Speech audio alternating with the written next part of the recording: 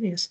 Hello, everyone, and welcome to BioElevate seminar of today. We are very happy to have you all here today. So we are going to have our speaker, Dr. Gerwin Dijk from Stanford University.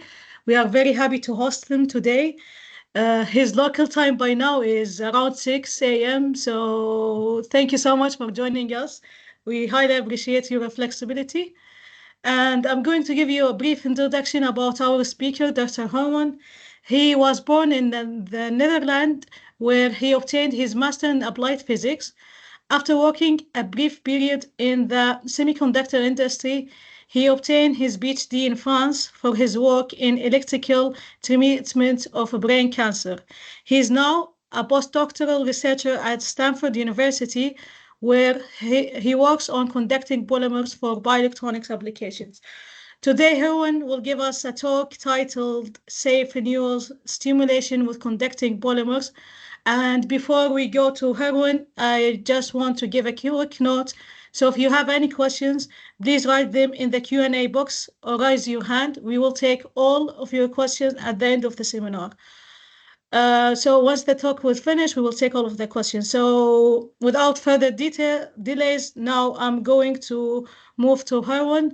Gerwin, please, the floor is yours. Yeah, thank you very much for having me. Great honor to be here and very kind to be invited. This is a really great initiative, so I'm very happy to contribute to this online community building in the bioelectronics community. Super great to be here, so thank you very much. Title, Safe Neural Stimulation with Conducting Polymers. After I've written the abstract, I thought maybe for this audience, it's nicer to have a little bit of a broader talk regarding bioelectronics. So it's going to be a little bit more than this. So it's going to be not just one project or one publication that I will be talking about, but I've included more work. I'll start with a very general introduction on bioelectronics and how I look at the field, mostly with regard to polymers as a material. And then we will start with electrical stimulation. And in the last bit, I will mostly talk about neural stimulation with conducting polymers. And what you see in the subtitle here is what's the influence of electrode material? And that's been something that for about now, well, 7 or 8 years, I've been wondering about now. So that all started when I started working in the field of bioelectronics. I do a lot of microfabrication. I do a lot of electrical stimulation of cells and tissue. And that's just such an interesting question. Does it matter what material you use when you electrically stimulate a cell or tissue? You can use platinum, you can use gold, a metal type of material, or maybe carbon-based graphene, or maybe a conducting polymer. And does it actually matter if you just deliver voltages and currents, what electrode material you're using? And I'll talk about that today. So I'll start with a more general introduction. Successful electrical stimulation in the clinic. So very important. It really improves quality of life for hundreds of thousands of patients. I only list 3 here. So deep brain stimulator, spinal cord stimulator, and in the ear. But there are actually more on the heart, or there's also a lot of work on the retina, which is maybe more preclinical at the moment.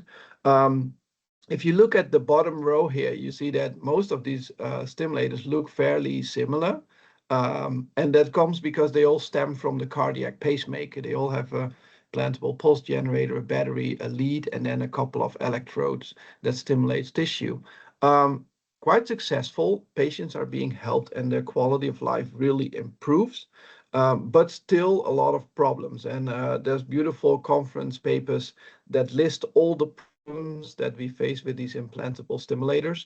The list is really, really long, and the challenges are very, very difficult to make this interface, especially a long-term functional interface. So I'm talking about implantable for many years. And if you actually really dive into why that is so difficult, I think this is maybe a slide you've seen before, but this is why integrating electronics with biology is so very, very hard. And that's because they're fundamentally so very, very different. So on the left, you see something that looks like biology. On the right, it's electronics. And Well, biology, we all know, is very dynamic. A baby is born and then we grow older. That means we grow in size and our body is changing, and tissue is typically very soft, and signaling in biological systems is typically very complex. It's done via ions, it's done via biomolecules, via neurotransmitters, and a lot of the signaling is not really even understood very well. So that's the biology side. But if you look at conventional electronics, like a CMOS chip, very static. This chip looks the same in 100 years. It's very hard, rigid materials typically, and signaling is electrons and holes. So fundamentally a very different system. If you now want to like integrate the two, you can already see that comes with a lot of challenges. And whatever paper you read, very often any challenge that you see often boils down to this fundamentally systems being so very different. So innovation needed in materials and electronics and life science, and this is the challenges we're trying to overcome. Well, I'm a big fan of polymers, so there is I think the first paper was in 2007 where the term organic bioelectronics was coined, where we're using organic-based materials to build electronics and integrate it with biology. On the left here, I tried to summarize advantages that you get from polymers in general, but also conducting polymers. And typical ones are that they're nice and soft, they're mechanical properties, but also you can blend, you can mix. Synthetic chemists can tune the properties of these polymers, and that's great. That they're supposed to be cheap and easy to process. Conducting polymers, we'll talk a bit more about, but the mixed electronic ionic conduction is very important. And this really makes that you can make unique devices with these materials.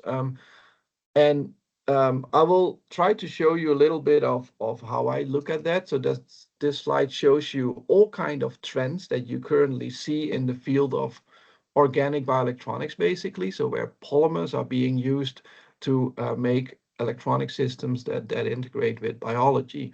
At the top here, the top four is a lot of device kind of features. So we tend to make things very thin so they become conformal and they can wrap around organs and tissues very nicely. We go very small, and that's where we start coating electrodes with conducting polymers to improve their performance. If you use polymers, you can make things transparent. A lot of metallic materials are not so transparent, but here you see a microelectrode array sitting on top of a brain, and you can see these blood vessels here that are clearly visible, even though the electronics is on top. So now you can combine electronics with maybe optical systems. And here you see these kind of wires that have been implanted, and they almost look axon-like. So you implant all these wires, they kind of separate, and this starts to really look like almost like a biological system. So a couple of devices that really bring new features to the field. In the bottom row here are more like basic concepts, or you can implant this on all type of devices, but really trends that I see a lot recently. Hydrogels, so whether they're conducting or not, so very soft materials that consist out of a lot of water, like our body, integrates with biology very well. Drug loading, so you can load polymers with drug, and you can actively release the drugs once you've implanted the material. Biohybrids, so where we combine actually materials or electronics with cells within. So when you implant it, maybe not the first thing the body sees is a foreign material, but cells that it maybe recognizes. I think very promising. And bioadhesive is a thing I see a lot as well now. If you make electronics, you may want to stick it to the organ, which can be quite challenging. This is by far not complete. There's a lot of things missing. Wearable electronics, biosensors on the skin is a really rapidly growing field as well. Biodegradable electronics. So this is really not complete. But I think it shows you like this field is on the rise. So bioelectronics, organic bioelectronics is a field that's really growing rapidly. Because the potential has been acknowledged, and it's really going to revolutionize bioelectronic medicine. So we use this kind of polymers materials for all kind of things. So I'll dive into a couple of projects now. So flexible electrodes for electrical treatment of glioblastoma. Glioblastoma is a very aggressive brain cancer, extremely complex and very hard to treat. So if you're diagnosed with this cancer, there's basically not a good perspective, and most patients make it maybe 12 months, but not much longer, simply because there's no treatment. Typically, you get surgery, part of the tumor is removed, and there's some drugs that you can take. But there is really a need for better treatments of this cancer. So post-electric fields was a big theme of my PhD, where you apply very high post-electric fields, and it can evoke a couple of effects on tumors. First of all, if you pulse electric fields, cells can porate, so the cell membrane can open up, and now things can leak out of the cell or enter the cell, like chemo drugs. If you pulse electric fields on tissue, you can kind of close down the vessels, so you get a vascular lock, and you can activate the immune system. So pulse electric fields is a whole field on itself, and it's really promising also for the treatment of cancer, besides many other applications. And one way we did that to study that, and it's really excited to share to you, because I'm not sure if most people are familiar with the system, is an in ovo system. So first, on the left side, here's the device we use. Extremely simple, just two electrodes, a cathode and an anode, to apply a plus and minus potential. It's interdigitated electrode array, so just to cover more surface. And the system we used is an ovo model, we called it. So this is a fertilized quail egg that we put in a petri dish. And now there is basically an unborn chick growing in your dish, which is a full in vivo system. It's vascularized, and it has everything on board, but it's not moving. So you don't need to feed it. It doesn't walk away. So it's a bit of an in-between between an in vitro system where you just have a cell culture and a in vivo system where animals are walking around. So I think it's a really nice system to study at least effects and do kind of first testing. So what we did is we gave this model and a 3D vascularized tumor, a glioblastoma. So we made these spheroids about 200-300 micron in diameter, and we would implant it in this unborn chick, and this tumor would get vascularized, and now you have a 3D in ovo tumor model. And then we can put down the electronics over this chick, and we can start treating the glioblastoma with electrical pulses and study the effects. And we did a lot of fluorescent imaging. So here you see the device in black on top of this glioblastoma spheroid that's highlighted in green here. And in red, because of dyes, you see the vessels. And you can stimulate this spheroid here. You can dilate the vessels so they shrink. And this was a really nice setup to study the effect of pulsed electric fields on this glioblastoma. And all possible due to flexible electronics that wraps around nicely. Another thing we did is in vivo. So this is on a mouse, the brain of a mouse, very similar device. Here you see the device on top of the brain. You can see the blood vessels. And we got really good results in terms of breaking the blood-brain barrier, where here you see vessels in red. All the dye is still within the vessels, but after electrical treatment, you see this extravasation. You see that the blood and the dye leaked out of the vessels. So we've successfully loaded something in the blood system and delivered it in the brain now.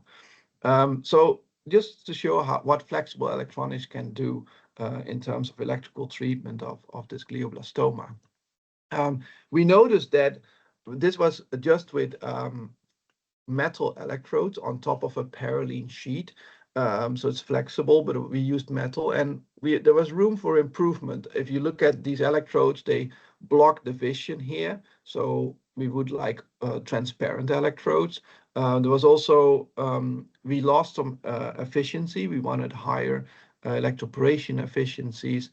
So there was room for improvement. So we turned to P.PSS, this magical conducting polymer that I'm sure all of you have heard of.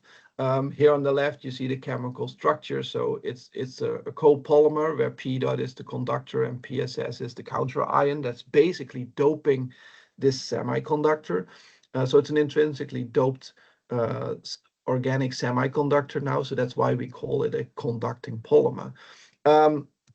If you coat an electrode with this P dot PSS, so on the right side here is an electrode.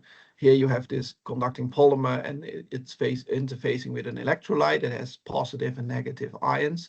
You actually build a very complex system because polymers are by nature quite chaotic. They're spaghetti-like, and they take up all this water and ions, so they can integrate ions and within their system now. So if you start applying potentials, what is actually happening at that interface is not such an easy process to describe. But what we know is that you can inject ions into your P.PSS conducting polymer. It can couple to the backbones of this conducting polymer where you can induce charges, and these can be taken away by the electrode that is hooked up to the electronics. So there's a lot about electronics and ionic charge carriers and the coupling, and that's actually what this whole field is about, that studies these organic mixed conductors. So electrical conduction takes place over the backbone of the P dot. The ionic conduction takes place within the material through the water. And you can get very high electrode capacitances with this kind of OMIX, with these P dot PSS conducting polymers. But what we notice is that actually they've been used for neural recording, for all kind of biosensors and all kind of organic electronics. But at the time, and this is about 6 years ago, there were very few studies on the stimulation performance of P.PSS. A quick note on why we talk a lot about P.PSS is because it's stable. You can just buy it, and it's very easy to process from water, and it has a fairly good electrical conductivity. There's a lot of other conducting polymers, but P dot is just extremely popular. So electroporation efficiency of cells. So we are going to compare bare gold electrodes, so two electrodes here, a cathode and an anode, with the same electrodes, but now coated with P dot PSS. And we're going to compare the two. Can we see a difference in cellular response when we start to electrically stimulate?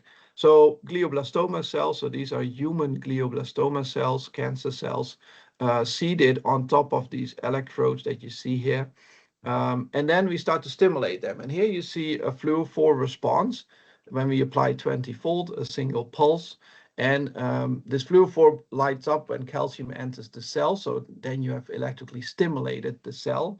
And for both an uncoated and coated electrodes, the stimulation response was fairly similar. So you can stimulate these cells electrically, and the response, whether you use P dot or just bare gold, is fairly similar.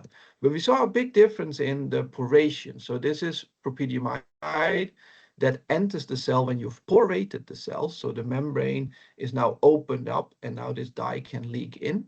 And you can see that for these uncoated at 20 volt, all the cells are basically porated. But with the P dot coated electrodes, we saw almost no poration. You can also plot this in a dose response. So here you see potential, or the voltage that you applied, versus how much fluorescence of this PI indicator we saw. And for uncoated, even when we went up to almost 30 volts, barely no electroporation of these cells. So what we saw is that P.PSS reduces the electroporation efficiency. So it did not help. We were hoping that P. would maybe improve electroporation efficiency, but it does not. Quite a surprising result. Here you see also that the uncoated gold electrode does what you expect it to do. This is a sigmoidal dose response. At very low potentials, you see no electroporation. At high potentials, you start to porate cells. So why is that? Can we understand the influence of electrode material? Why does P.PSS reduce the electroporation efficiency? And we think that has to do with the electrochemical reaction, so the interface. What is happening? How are you actually injecting these charges when you electrically stimulate the cells? If you apply these high potentials, you saw we use 20 volts, or actually anything between 1 volt and 30 volts. And these potentials are typically high enough to initiate all these electrochemical reactions. And I'm just listing 4 here, but the list is very long. There's a lot of electrochemical reactions that you can initiate with this high potentials. Here you see how you're generating OH minus, so hydroxyl, which is changing the pH, and you're generating hydrogen gas. This reaction generates O2 gas, and you're generating protons. So again, a change in pH. This is chloride oxidation, and here you see the generation of hydrogen peroxide, which is a reactive oxygen species known to be quite harmful for cells. So possible effects you get from these electrochemical reactions is gas evolution, change in pH, ROS generation, reactive oxygen species, or release of metal ions. And we saw this when we looked at the bare gold electrodes and the P.PSS coated electrodes. We started to look at changes in pH, generation of these reactive oxygen species. We also saw bubbles on our electrodes, so we were generating gas. Here's a result on pH change. So we use these pH indicators, phenolphthalein here on the top and Congo red in the bottom. And you can see that the electrolyte changes color if the pH moves from, let's say, 8.2 to 10. And indeed, you can see here on the uncoated electrode that the negative electrode is really increasing the pH. So at this tips at this electrode here, you see it becomes pink. Here you see the coated electrode, and we actually saw no change in pH. And here you see Congo red, which turns blue when it's the pH is let's say lower than 4 or even 3. And you can clearly see that at the positive electrode, the pH is really going down for these uncoated electrodes. For PDOT, much less so. You see a little bit of blue on the tips here. But this kind of showed us like, hey, P.PSS really reduces these changes in pH. So something's happening with these reactions here. Some of those are not occurring or occurring at a lower rate. We also looked at reactive oxygen species here with dichlorofluorocene. This is a very general indicator, so you don't know what ROS you're generating, but you can clearly see that these coated electrodes reduce the generation of these reactive oxygen species. This is really important because ROS, reactive oxygen species, can lead to lipid peroxidation.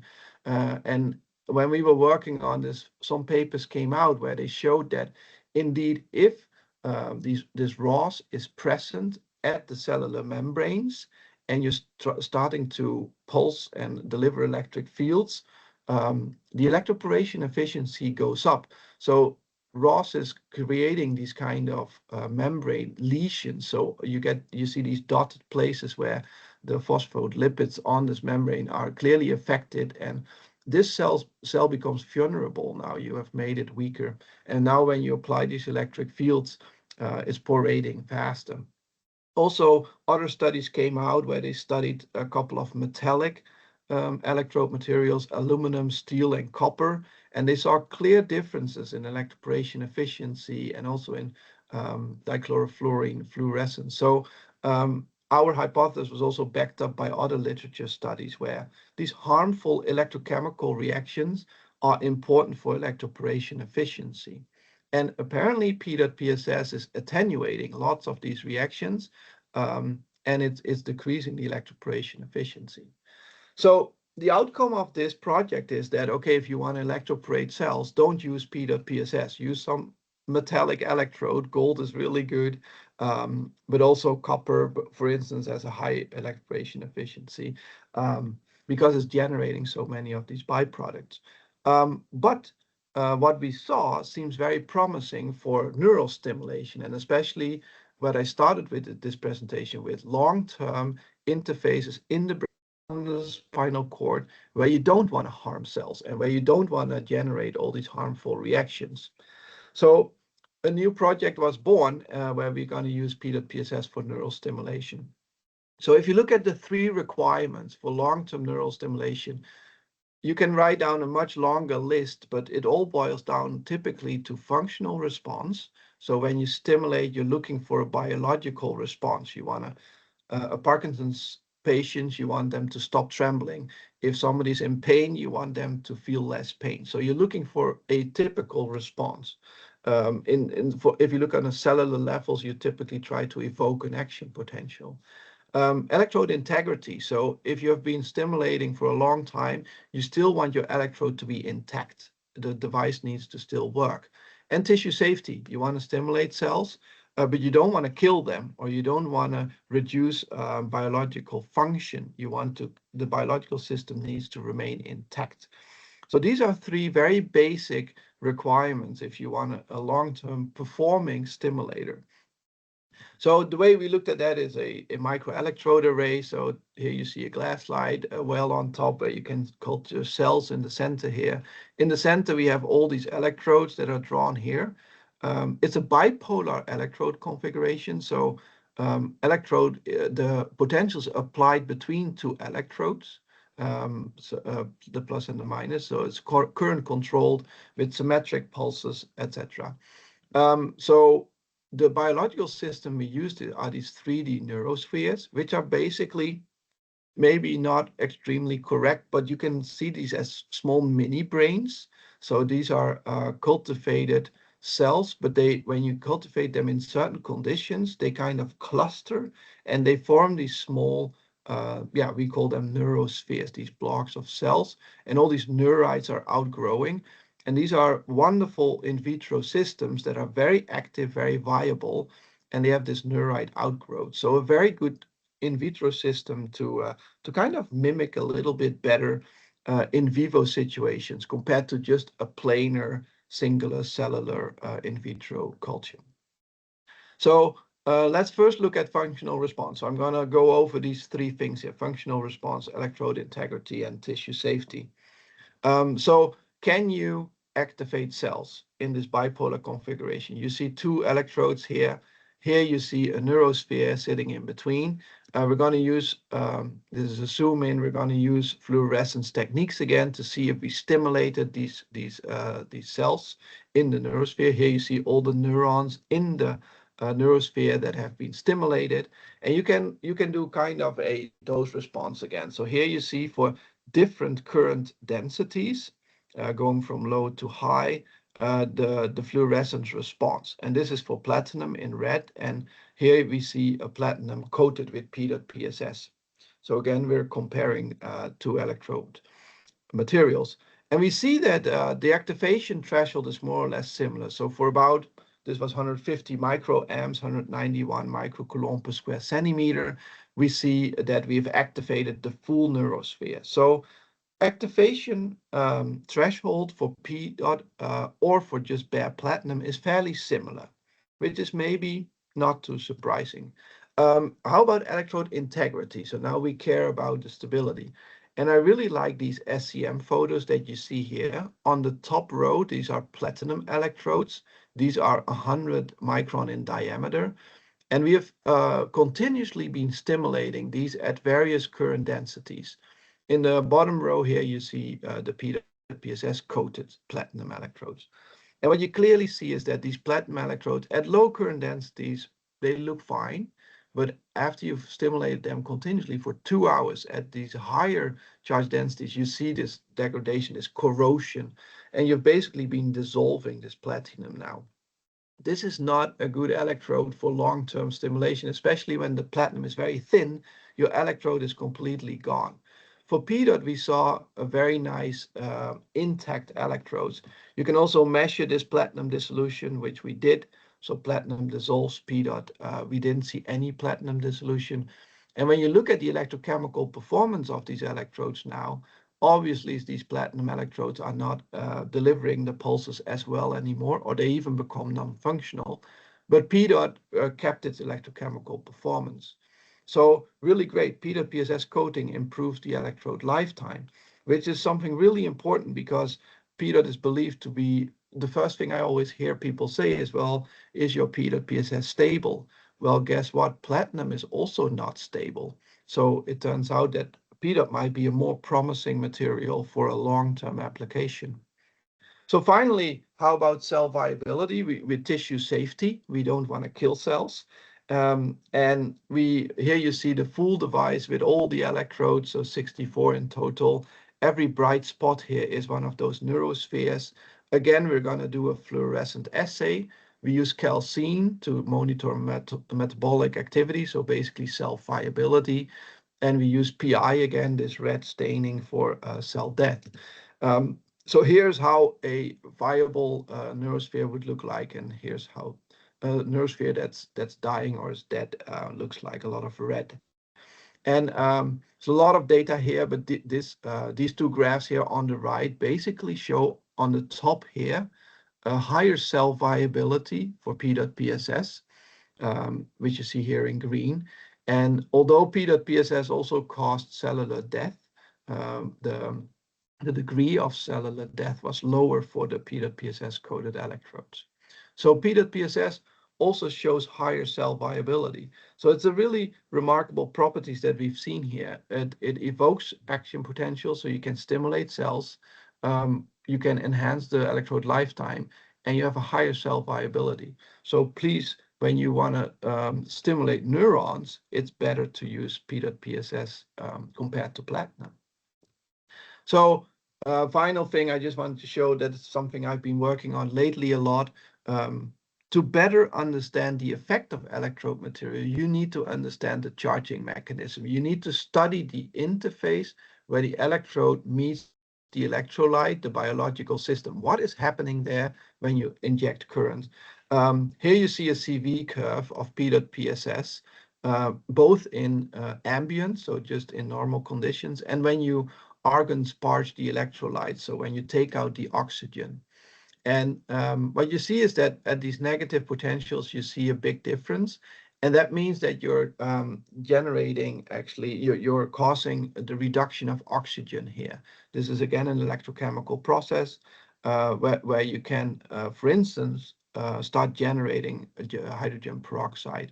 So what we've seen is, yes, indeed, P.PSS generates hydrogen peroxide if you go to low enough potentials here.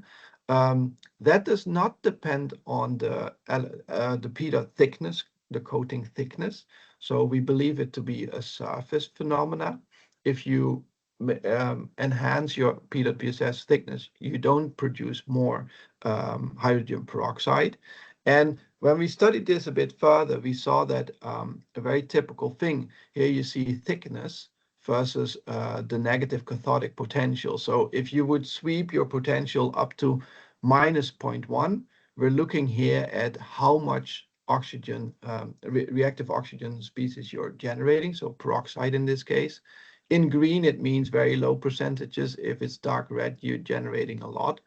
And you see that if you make your P.DOT coating quite thick, even thicker than 800 nanometers, the fraction of charge that you're injecting capacitively, so not via these oxygen reduction reactions, remains in the green, let's say. So the percentage is lower. If you make your coating very thin, then you have a lower capacitance, and actually the fraction of charge that you're then injecting at these fairly negative potentials it becomes much higher. So if you want to mostly inject charge capacitively, you need a high capacitance, so a thick P.PSS coating. So remember, so a P.PSS does reduce oxygen and it does generate peroxide, less so than gold, but it does. It's not a bulk process, so making it thicker doesn't matter, but making it thicker makes that the fraction of capacitively injected charge is higher. Just the last part I wanted to show. So to wrap up, a quick conclusion. So flexible electronics, the first part, can effectively deliver these electric fields. Close contact is really great to wrap around in vivo systems or in ovo systems. So P.DOT has very distinct electrostimulation properties compared to gold and platinum that I showed you. Reduced electroporation efficiency, different interface, so different electrochemical reactions. So byproducts that you see are different: gas formation, pH, Ross, metal dissolution. I showed it all. And for P.DOT, it's different than for metals. And we need to study this interface to understand this better. And in the last bit, I showed you that P dot could be a very promising material for long-term neural interfaces. There's many people I have to thank. Obviously, I did none of this work alone. I get a lot of help from material scientists, chemists, electronics people, but mostly also a lot of biologists, neuroscientists that I am not a biologist, so I really need these people to do the biological experiments for me. And of course, thank you for listening and happy to take any questions. Thank you very much, Aaron. It was really, really insightful talk. Thanks a lot for sharing your research and results. So just a kind reminder, if you have any questions, please, it's the time now to either raise your hand or write them in the Q&A box. So maybe we start, we already get one question from Rahaf. She said, how do you coat the gold electrodes with P.BSS? Is it via electropolymerization? Yeah, Maybe she, yeah. excellent question. Yeah, I thank you for this question because I skipped a lot of materials and methods and didn't explain a lot because I wanted to keep this talk quite high level. But these electrodes were coated by spin coating. So we have a P.BSS solution that we buy. We spin coat P. films and we pattern such that only the P.BSS ends up on top of the gold electrodes. So we have multiple patterning techniques because if you just spin coat P.BSS, there's P dot everywhere on your thin film, and you want to pattern it on top of only the electrode. We use standard clean room processes, so photolithography to pattern the P.BSS afterwards. So these are processed from solution, from a dispersion, not electropolymerized. And Okay. I really like this question because I think this is really important. People talk about P dot as if it is one material, and obviously P dot is P dot, but you can use various counter ions. PSS is just one, and I think it's really important which one you use. But then you can say, okay, I can electropolymerize P dot PSS, but I can also spin coat P dot PSS. And I really believe that although this is both from a structural point of view, the molecular structure looks the same, I think the film morphology is very different. And I do think these materials behave different. I don't have seen any study yet in the literature where there's a comparison between electropolymerized P dot and spin coated, maybe chemically cross-linked P dot PSS. But I really doubt whether they're the same. So yeah, thank you for that question. Good. Thanks, Aaron. Very interesting. We have another question from Tom. He said, hey, Aaron, thanks for the talk. Interesting observations on those last slides. The capacitive effect of thick P.BSS is temporary, right? So is there a dependence of time in your data? Yeah, so that's a really good question. All these studies were done with pulsed electric fields. The last part that you're asking about was current controlled. So these were biphasic pulses that are first cathodic and then anodic, symmetric. There is not really we didn't do any time-dependent studies where we changed the pulse length. So these were done with 100 microsecond pulse width in the cathodic phase, and then also in the anodic phase, we had 100 microseconds. And so if it's current controlled, you typically look at the voltage transients. And I've showed some of that, and you can look up the papers where you can find those. But we did not try shorter pulses or longer pulses. And of course, this matters. And I think there's now a couple of papers coming out, which is really exciting by making this P dot extremely thick, because that's what it's all about. P dot enhances the capacitance. If you now have a very high electrode capacitance, you can capacitively inject a lot of charge. And what if you just keep on making this P dot thicker and thicker, and you keep the potentials quite low, so you're not initiating all these electrochemical reactions, then probably for fairly long times you can keep on delivering charges by just charging the bulk of your thick P dot. So we did in this studies none of that. We for the biological studies that I showed you, we had one fixed P dot thickness. So this electrode had just one capacitance value basically, and we didn't do any time-dependent studies. But it's really, I'm a big fan of doing those. I think it's really interesting. Good question.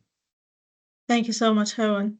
Um, maybe can I ask a question myself before we Yeah, move absolutely. to the speaker?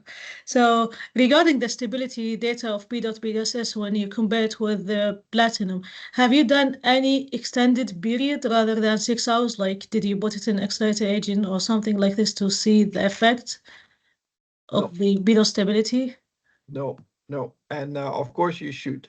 Yeah. But this was, it's very sad to say, but the reason is that this was at the very end of my PhD. So Okay. in all honesty, the bad Yeah. excuse is no time. But yeah, and there are papers now that actually show nice protocols how to do that. Hmm. And because for a long time, there was not really good protocols to really do long-term studies. Everybody does it slightly different, and which is really annoying because it's hard to compare results.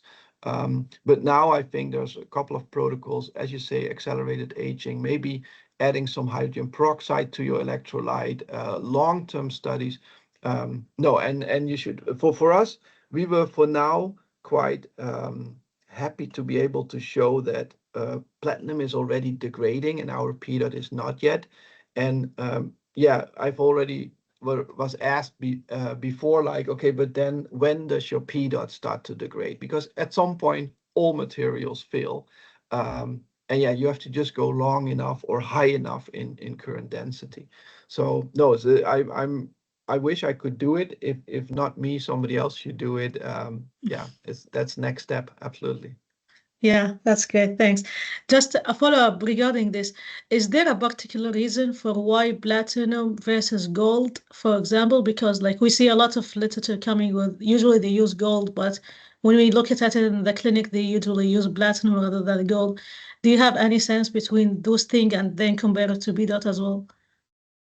Yeah, so is the question why in the clinic they use platinum and not gold, or Yeah, I meant like, did you do also any comparison regarding gold versus a platinum versus B dot? yeah, Yeah, in the same? Okay, yeah. yeah. No, no, we did not. So no, I have not data where I did the exact same experiments with platinum, gold, and P dot.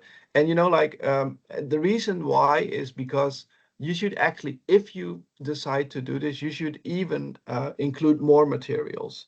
Mhm. Because why not also include titanium nitride or iridium oxide or maybe graphene-based materials? So I think if you want to do this study, which I think would be extremely important, I think you have to design it in such a way that you include more types of materials.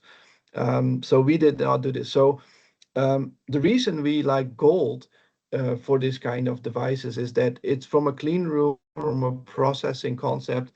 Gold is simple. So making Mhm. gold electrode arrays is very simple. So that's a reason why you would use it. It's not that hard actually to also do platinum. So with a couple of adjustments, you can also make platinum microelectrode arrays.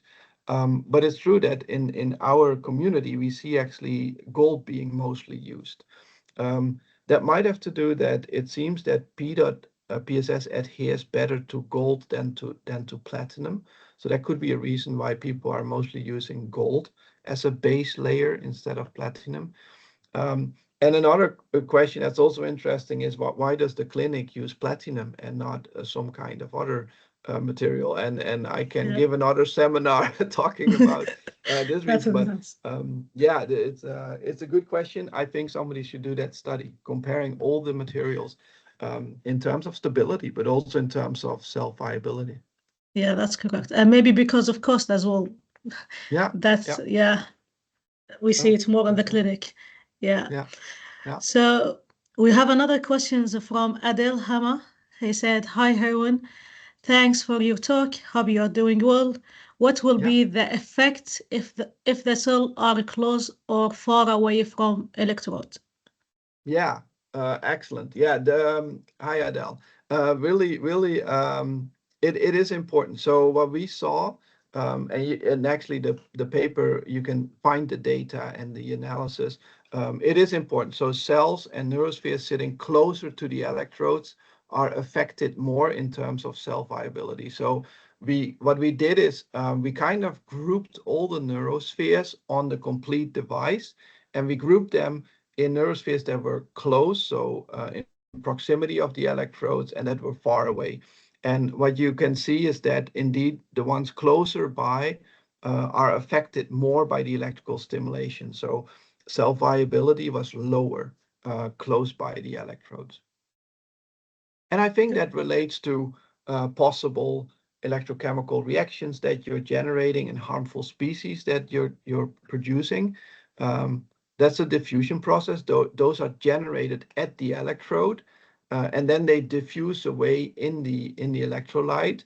That is important because if it diffuses, the concentration at the electrode is really high, but when it diffuses kind of in 3D, in X, Y, and Z, concentration is lower. So that's why cells further away face lower concentrations of these toxic byproducts, where cells and neurospheres closer by are facing higher concentrations.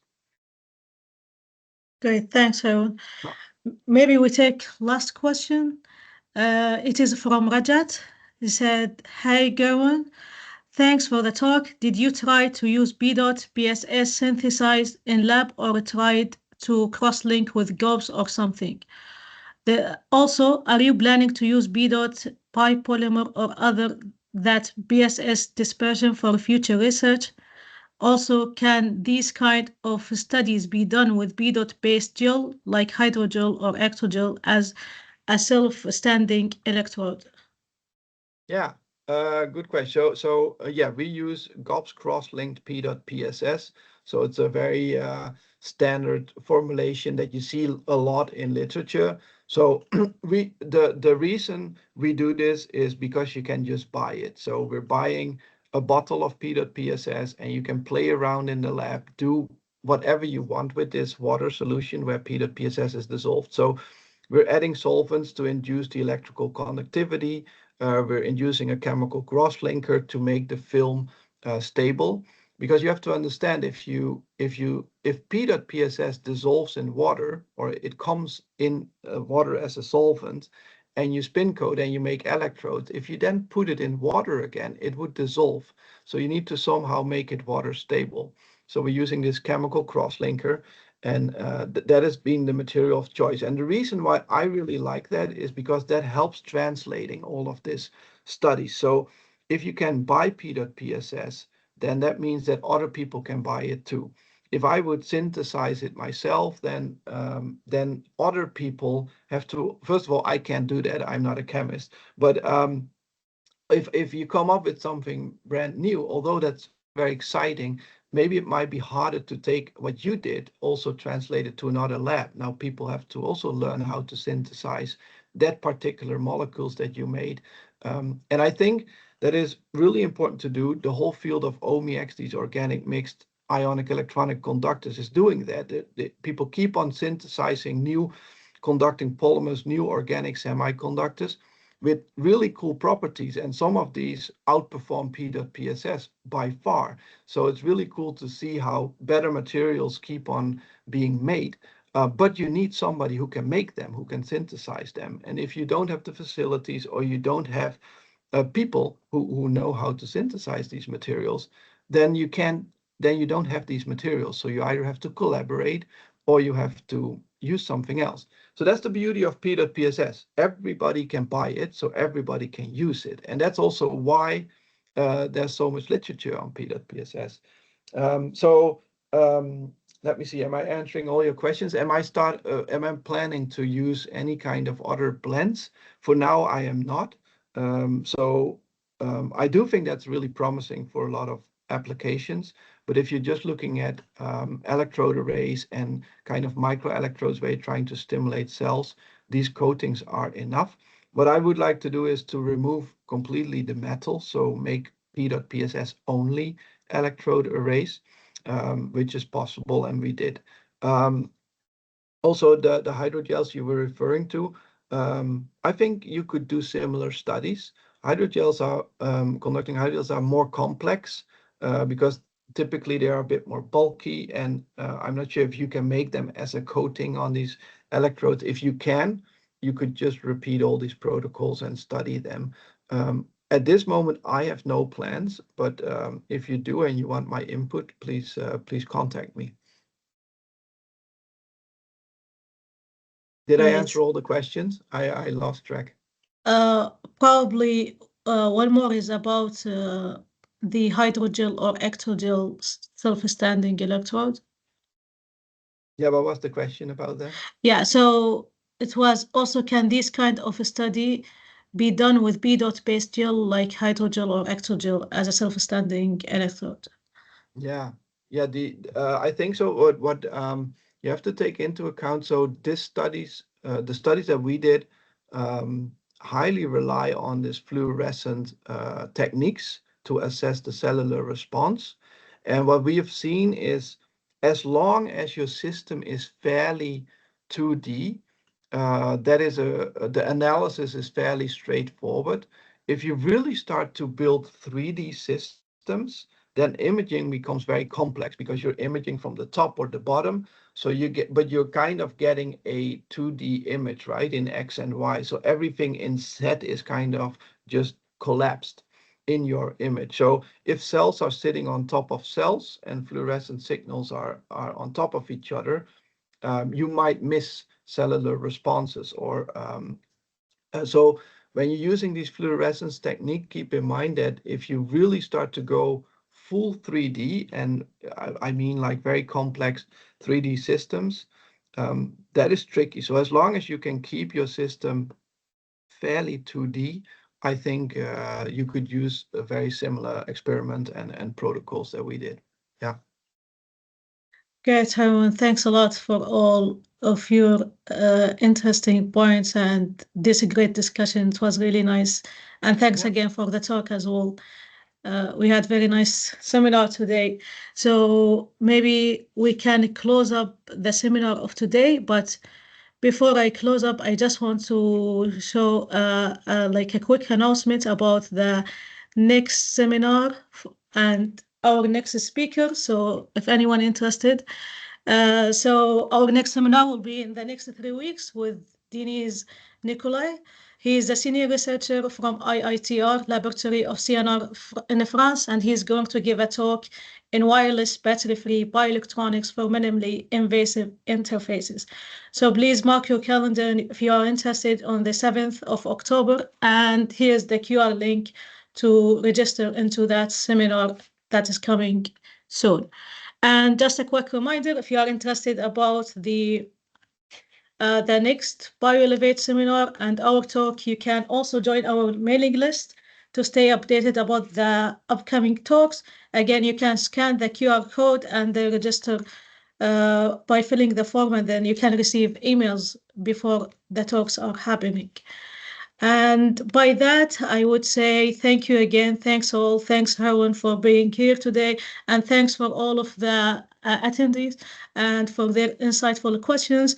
And we would like to see you soon in the next 3 weeks by